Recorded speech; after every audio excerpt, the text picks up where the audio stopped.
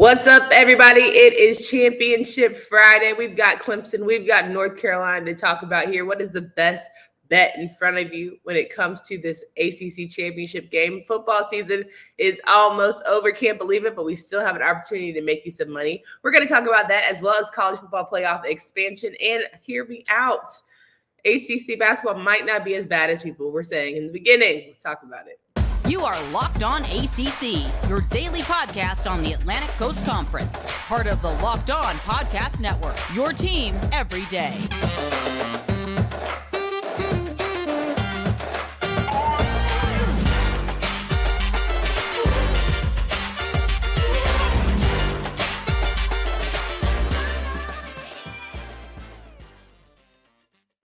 What's going on, everybody? Welcome to today's edition of Locked On ACC. I'm your host, Candace Cooper, joined by Drizzy Drake from Locked On Seminoles podcast each and every day. You guys can catch us wherever you listen to podcasts, as well as subscribe to our various YouTube channels. Today's episode is brought to you by BetOnline. Our friends always hook you up there. They have you covered this season with more props, odds, and lines than ever before. BetOnline is where the game starts. We're rocking and rolling, talking about ACC Championship game preview here. We've got North Carolina versus Clemson. It should be a good one, -7 right now, and it might be a closer game than people are, alluding to. At first, I've seen some YouTube fans say -17. They're going to beat them by 10. It's going to be a blowout. Like, North Carolina has no chance, and yet here we are. That's why we play the game. Crazier things have happened. Drizzy Drake, how you feeling? We're feeling good, guys. We're feeling good. I just want to give a shout out to my beautiful fiance, Jessica. It is her birthday today. I'm taking her actually over to Orlando Disney World for the weekend, so it's going to be a good time. But I'm here. We're here to hang out, make some money, and talk about a really good matchup with Clemson, UNC. 1,000%. Now let's start with Clemson, a team that has stumbled towards the end here. They lost against Notre Dame. They bounced back nicely, and they were able to, win out until that South Carolina Clemson game that had them stumble up short. How do you feel like this team is? Where do you feel like this team is mentally going into the championship matchup? I really don't know because, in my personal opinion, I think this might be most likely DJU's last game as a Clemson Tiger, and I'm not saying that as he's going to go to the NFL. I think he's going to transfer out, probably head on over back to the West Coast where he's from. I wouldn't be surprised if UCLA pushes for his services, but overall to me, it's interesting because this is basically the first time I think we've seen where Dabo hasn't had the true generational quarterback actually in the room. Remember he's had Deshaun Watson and Trevor Lawrence. We thought DJU was going to be that guy. Unfortunately, hasn't been that, and also Cade Klubnik. And while Cade is only an 18-year-old, a 19-year-old, he hasn't really been able to, show that he's actually the same caliber. So we're kind of seeing here that this is a team that, quite frankly, I think Dabo wants to get bowl season kind of over, but you're kind of seeing where the chinks in the armor, where it's the wide receiver play hasn't been that great. The defense has been great overall, but you lose all those pieces next year. So I think it's more of a question for how is this roster going to be moving forward for next season. So I think it's crazy that they still have won 10 games and people are this nitpicky. They're like, oh, we don't have a generational talent in the quarterback. We're not that great. Like, whatever. I'm like, well, damn. I wish that was my team's problem, right? They found ways to they've had, opportunities. But Clemson still winning 10 games. We're still in the college football playoff conversation for a minute there, and I'm just like, okay, it's not good enough. And I guess that's what happens when your team's really good consistently. Who knows? I've never experienced that, but it seems to be the case here. I mean, it's the standard that you it's because the standard that they have basically, right? I mean, you're hard on someone when you know what they're capable of over the entire. I mean, they've been good since 2014, 2015. I think 2015 was the year that the season started. At 7 years ago at this point. So you're expecting them to basically be the one sole ACC member to not carry us out, but also to showcase how good the conference is. But it also shows how bad the conference is, not bad, but how much weaker I think ACC as a whole is compared to other Power 5 conferences. So I think that's kind of more that's more we're talking about that we probably need to discuss probably heading forward. So sure. So in order for Clemson to win this game, what are two key things that they're going to have to do? Probably, honestly, they need to be a little more creative offensively. That's one of the big things that we've seen. That I think one of the critical things about Dabo Swinney was he made those internal hires when Brent Venables left and when Tony Elliott left for the respective head coaching jobs. And what you see with the offensive play calling, it's it leaves a lot to be desired. Will Shipley can't do everything. Will Shipley's a very, very damn good running back. He is hard to bring down. I would not want. I feel bad for the defender's tackle that kid because he's absolutely a beast. But other than that, like, what exactly of the passing game for Clemson scare you? The offensive line's been better, but overall, like, you don't see the confidence or even the fun that we saw with DJ within the first 4 games of the season, right? So to me, that's what they need to do. And then defensively, usually, my personal, you just need to make sure that the good Drake Maye doesn't show up. You need to make sure that the elite Drake Maye doesn't show up. Even the bad Drake Maye is still a very damn good Drake Maye as a quarterback. That's a great segue. Talking about my Heisman hopeful, not really, but there was a time when we could have had a Heisman there in North Carolina. He should have. I mean, listen, he had almost 4,000 yards passing. I mean, let's be real here. That kid's a stud. He's going to be really good. 100%. I think we have seen in the past 2 games that Drake Maye is very much a freshman. And, we had some freshman stumblings. And North Carolina, a team also stumbling into this ACC championship game, losing back-to-back games, losing to Georgia Tech, unranked Georgia Tech, losing to an unranked NC State, and really just trying to save face. To me, I felt like this North Carolina team got a little too big for their britches, got a little excited, already knew they were going to the championship game, and it was hard to dial in and focus on these last 2 because you saw too much ahead of what you need to do and try and win this championship game. What do you think about North Carolina and just how they have to try and push forward and hopefully even be competitive in this matchup against the Tigers? I mean, I think, and this is no shot at like NC State or Syracuse, but if they're able to hang around with Clemson the way they did, I think with a higher caliber quarterback with Drake Maye, I think they can do the same damn thing. And if you look at Clemson's games overall, if you look at the schedule, the only team they really kind of solidly kind of blew out, I think, was Georgia Tech earlier on in the season. Boston College. Yeah. So it's now, and those 2 teams, like, we know where they are. We know what they are. Like, those aren't kind of top tier quality teams or even middle of the pack teams in the ACC. So to me, the way you've described UNC's defense over the court, kind of from the beginning to the end, how they've been able to hold on just enough to give Drake Maye kind of a chance to win. And that's kind of been a little bit kind of your bread and butter when it comes to these upsets, right? So to me, sorry, it's cold in my office right now. My throat's been going away for a little bit. So to me, with this, you simply need Drake Maye to showcase that he needs to kind of grow up a little bit more. I know it's asking a lot for a freshman, a 19-year-old, to do that, but I think that against the Clemson secondary that is extremely weak. AJ Terrell isn't back there anymore. Neither is Tavon Mullen, too. So to me, overall, you need to showcase that you are the guy. You're going to be a Heisman contender for next season, not even a contender, maybe even a front runner for next season. So I think that we just need to have the Drake Maye that we kind of fell in love with over the course of the entire season to show up in this game. Yeah, 100% agree. I think the offensive line is going to have to figure out how to give him some time. Like, I think that Gainer's been a nice addition as the center for North Carolina. I think those receivers are going to have to figure out a way. It can't just be Josh Downs. Like, I think Antoine Green's had a great year. I think, he can keep that up, but I want Drake to utilize other people when it comes to that receiving core, but also lean on your freaking running backs. Elijah Green has been a dog. Like, he's been more than capable of showing that he can pass that, or he can handle that rock. I will say that run defense is terrible, and they're going to have to figure it out against Will Shipley if they don't want it to be a long damn day. So please, all I'm asking is for fundamental tackling. Wrap them up, open field tackles. Just give me a couple, keep it close. You don't have to even have turnovers at this bad boy, even though Clemson is terrible sometimes at ball security for such a good program. I think there's opportunities there if UNC can capitalize on them. And I think Drake Maye is going to have a huge game because I can't rely on that special teams because people can't make kicks at 30 yards. It's just one of those fun things. But when it's all said and done, who do you have winning this game? So for me personally, right now the line is at 7.5. I'm going to take UNC to cover this game plus 7.5. And quite frankly, I do think that part of next season is going to be looming in the heads of a lot of these players, whether they're going to the NFL, whether or not they're also probably moving forward. So to me, I will have Clemson winning this game, probably 30-27, very close game overall, because I do think Gene Chizik will show a little lack of respect to DJU as a passer and kind of focus a lot more on that running game because your running defense is actually that porous. But to me, I have Clemson 30, UNC 27. But I wouldn't be surprised, though, if we see that kind of like a 24-21 UNC score heading into the fourth quarter.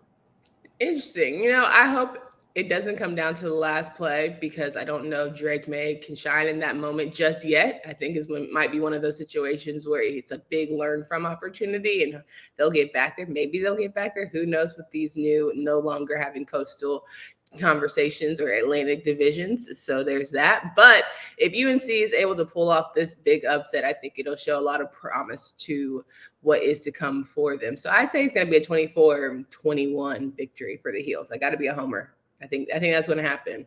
Hopefully it doesn't come down to a kick. Praise God. All right, let's talk more about some ACC sports here. We're going to transition into our favorite about basketball because we all know that magically enough, the ACC is still pretty decent at hoops overall.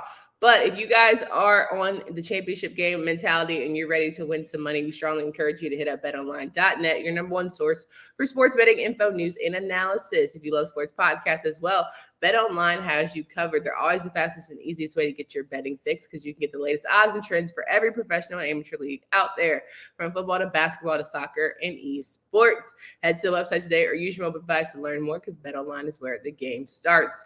Drizzy Drake, are you all in on some World Cup action or are you been chilling from the soccer Sam, I have been so deep in the World Cup action, you don't even believe. I'm a huge soccer fan, a huge soccer fan. I played a lot of it growing up. And to me, whenever the 4-year kind of period for the World Cup is probably one of my favorite times for the 1.5 month time that we get with it. Thankfully, the USA did, kind of go through with the win against Iran, but I'm excited for seeing Messi probably next round because I do think this is going to be the last chance. And I'm a big Lionel Messi guy. So, and I hope Portugal loses today because I'm not a big Ronaldo guy. So you got to pick your sides here. This is very true. Very true. Speaking of picking sides, it's ACC Big Ten Challenge. We had that happen over the week. Both men and women won 8-6 for their respective challenges. So shout out to the ACC for the one final time. This is the last time we'll have the ACC Big Ten Challenge ever because the Big Ten is moving on. We're going to introduce ourselves to the ACC SEC Challenge going into next season, which I think it'll be exciting. We talked a little bit about that on the Locked On College Basketball show, but how are you feeling about the ACC Big Ten being done away with? I mean, I think there's a lot better programs probably in the Big Ten for basketball reasons. For the SEC, I can think Kentucky, then also LSU. Those are two kind of solid ones, but the rest of it, I don't think it's as great. But I do think it's kind of nice to bring in some new games, some new teams to play against because every single season I had to watch FSU play Purdue for the past 3 straight years. So I would love to actually have like a new opponent overall. And then for the women's side of things, it was kind of nice for FSU women to kind of end ACC Big Ten play with a win against Wisconsin. That was a very solid win. The FSU's women's team is now they're 8-1, so I'm kind of stoked about Brooke Wyckoff and the girls there. I think you got to hold on to that women's team because the men's team is a little bit stressful over there. Man, don't Tallahassee. I was watching the game and I was like, their record is 1 and what now? Come again? Hey, isn't Louisville 0-7? I will say that we're not the worst team right now in the conference. But y'all are fighting for poo-poo records right now. That's crazy.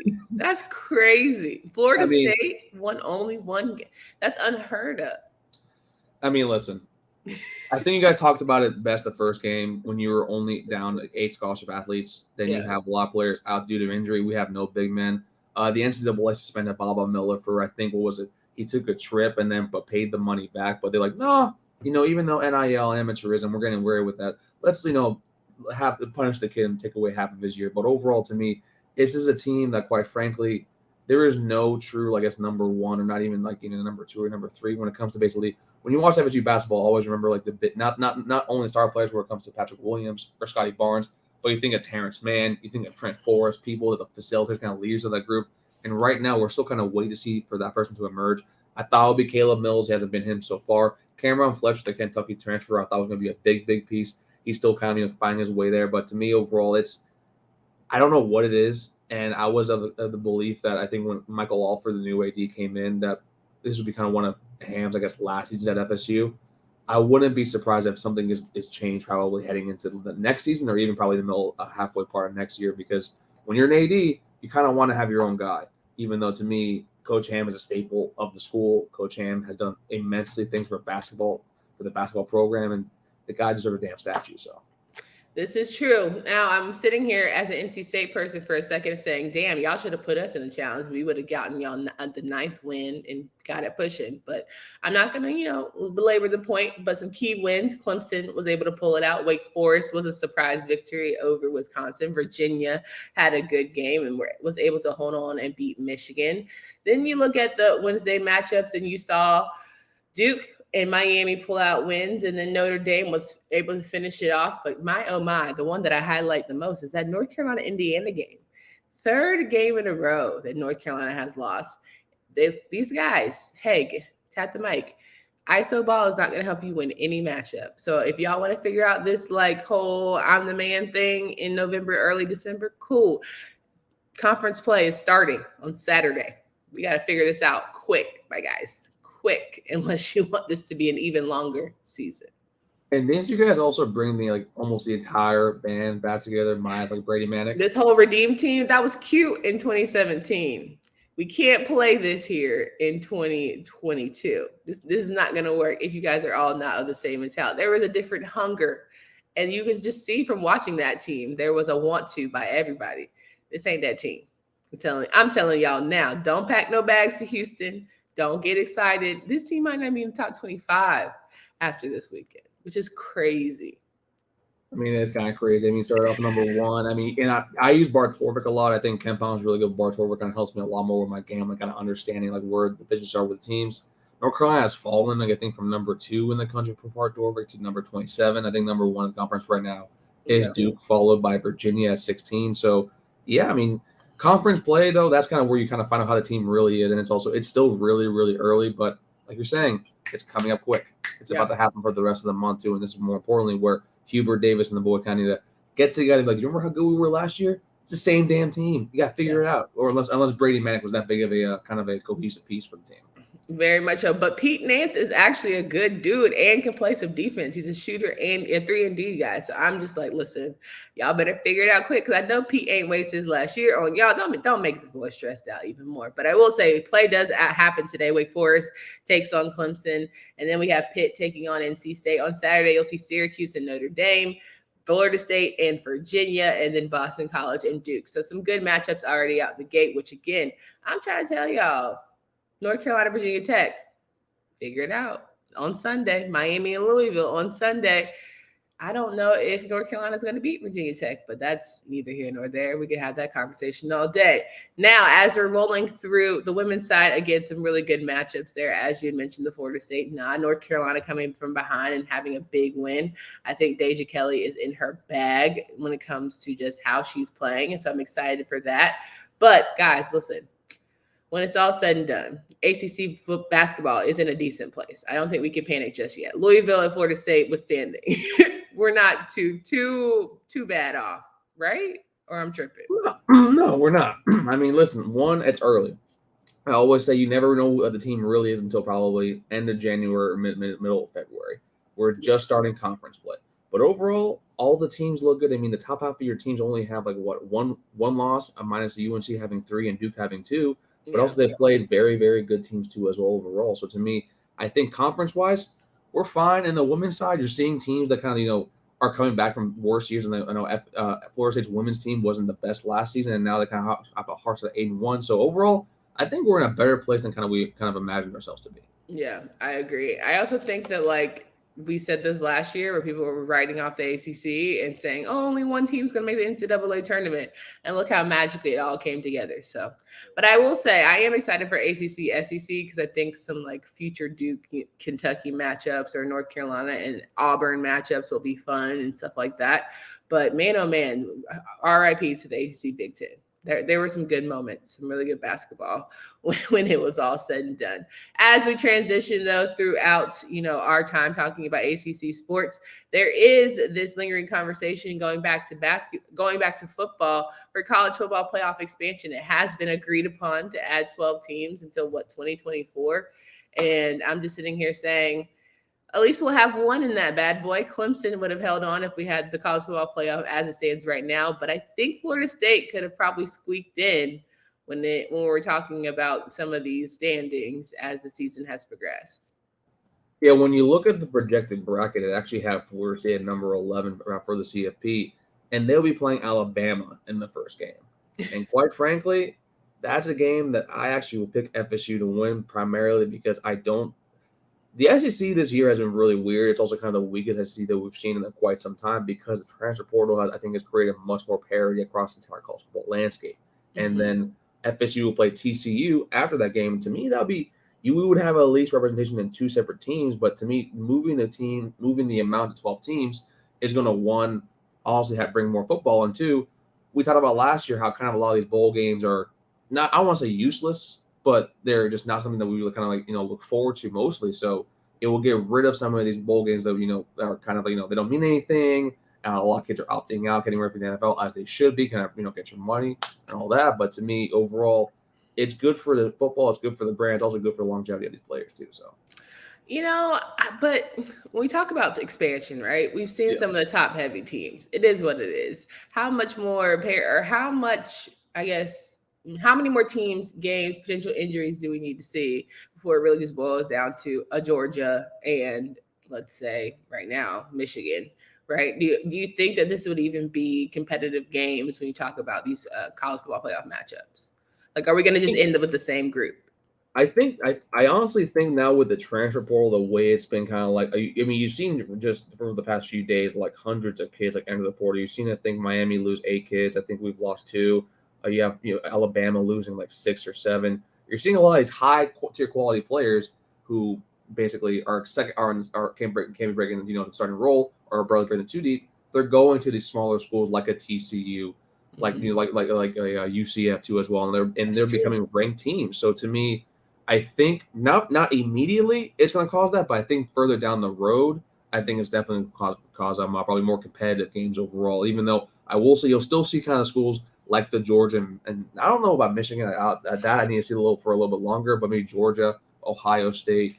But to me overall, I definitely think it's going to help. But I do think that what we need to do is probably limit the games in the regular season a little bit smaller to solely conference games, and you take those smaller games against smaller schools like the HBCUs. You do one in the spring game, kind of change like a spring game to me, kind of useless at this point. So you pay them to come in the spring, and then you pay 2 teams kind of in August for a preseason game, have a running clock, and that way they still get their money, still get their bread. But that's my ideal world, and unfortunately, my ideal world isn't always working out to be so. Should we get rid of bowl games?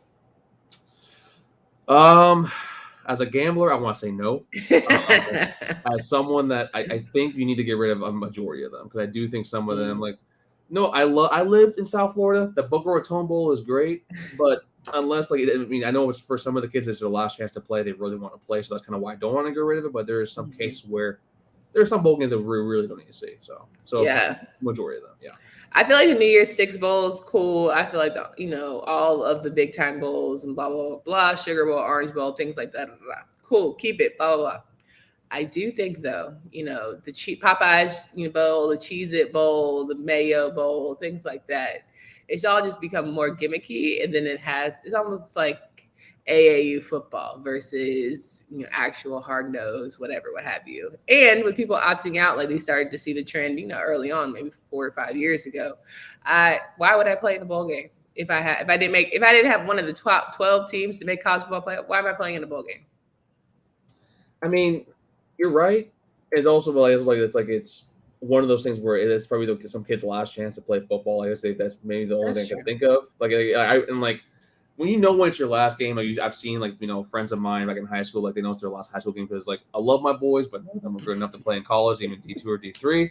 But overall, that's mainly for them, but also that's why I think you need to limit the games overall. If you want to keep the bowl games, you need to kind of move around everything because we can't be having these kids play 18, 19 games and we ain't paying them. So to me, that's where you need to protect the kids too as well. So 10 games, conference games, I think that'll work out better. I hear you. I hear you 1,000%. Last game's potentially playing for Drake Maye at UNC. Who knows? Rumors? No, I'm just kidding. Nah, Sam Hartman's going to go to UF, so it's no big deal. You think so? No, I think he needs to be done with football. I think he needs to take that Wake Forest education, go to some Fortune 500 company, and make your money and chill. Because, bro, listen, you're really good. You're very good at what you do. But I don't need you to be taking hits out there when you're 30 years old. He could have a Chase Daniel career. He could be He could He do could that be a too. solid a solid backup, all the things, and come in when he might necessarily need to. Fine, whatever. But he's not playing at Wake Forest, I don't think. But people were sitting here saying that Drake Maye might not stay at North Carolina because he has better pastures going somewhere else because of NIL. And I'm just sitting here saying, guys, Drake Maye is not broke. I promise you that. He don't need the money. Like some kids, listen, they going wherever the biggest dollar. I understand. Everyone has different financial means, economic goals, but I don't think Drake Maye needs that. Now, crazier things have happened. I would be shocked if my boy said, I'm good on here. Because why not be the man where you could be the man at? And at a big name school. It ain't like it's Podunk University. And isn't his brother? Didn't his brother go there? His family went there. His brother did not just go there. His brother shot the shot of all shots against Kentucky to give them keep them in national championship conversation, and eventually win the national championship. So, he's a legend in his own right. And then you had the first year that you've had, you're literally UNC royalty. Why would you go anywhere else? A man does not need to buy a beer when he turns 21. He does not need to buy any beer when he turns 21. Never goes anywhere else. But Brandon Armstrong did go into the transfer portal, and I'm very interested to see kind of where he lands because I think that's someone that actually has a talent capability to kind of be moving forward to the next level. So I would love to see kind of where he lands. I wouldn't be surprised if he goes to a Big 12 spot, and that'll actually probably be pretty good to see. I would be interested also to see where Jeff Sims lands because I think that he has an opportunity to really be a part of a good offense and maybe have a coach that vibes with him. I don't think him and Key were going to ever make it out that would work because the way Key was talking about whether he's playing or not playing, he got really dicey, and I'm just like, it's not a good vibe. So I can definitely see why he is in the portal, but he could land somewhere good and actually make a nice, second half to his career. I kind of agree with that. I was probably part of the Jeff Sims fan club when he committed to Florida State back, I think, a few years ago. Mm-hmm. He's got dynamic legs. To me, he reminds me a lot of Jordan Travis before he became the career pocket passer that he is now. So to me, I would love to see him maybe go over to I think SMU is moving to the Big 12. That would be a good spot for him with Red Lashley, kind of the up-tempo, quicker offense too as well, with shorter reach. So that would be kind of good to see as well.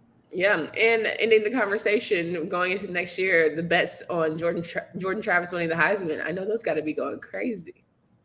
Listen, that man is the darkest of dark horses when it comes to Heisman contenders right now. But even though, to me, that's a kid that you saw on the Florida game, I've been able to talk about it. I wasn't able to talk about it last week where I had FSU kind of dominating them. Unfortunately, the defense didn't show up for the first half, but I mean, that's neither here nor there. But Jordan Travis kind of showcased how important he is to this team with 200 passing yards, almost 100 rushing yards. The kid was just nails the entire time. And This is someone that, for the first time in his entire career, he was able to stay fully healthy minus a half, actually over at Louisville. So to me, that's a kid that he definitely should be probably top 5 list for Heisman contenders next year because C.J. Stroud will be on greener pastures. So will Bryce Young. And that's a kid that he can do both. And if he's able to stay this offseason, kind of stay fully healthy, put on a little more size, I wouldn't be surprised if FSU kind of heads into 2023 as a top 10 team in the country to watch out for. 1,000%. All right, guys, make sure that you check out tomorrow's ACC Championship game, 2023 Subway. So 2022. Ooh, I'm already ahead of myself. Subway ACC Championship game at 8 p.m. on ABC. Clemson takes on North Carolina. Drizzy Drake predicted Clemson to win. I have got North Carolina to -7.5 right now. We're definitely saying Carolina will cover that. Good to go. Wrapping up the show. And there's a lot of ACC basketball happening this weekend. Conference play starts today, and we're going in through to Sunday. So make sure you guys check all that out. We'll have Monday recaps of the championship game with Kenton Gibbs, the good, bad, and ugly for the game. And then we'll be on to greener pastures talking about ACC basketball, which is crazy. There's a lot of good storylines there. We'll talk about all of that next week. So we look forward to you joining us for Candace Cooper and Drizzy Drake. Until next time.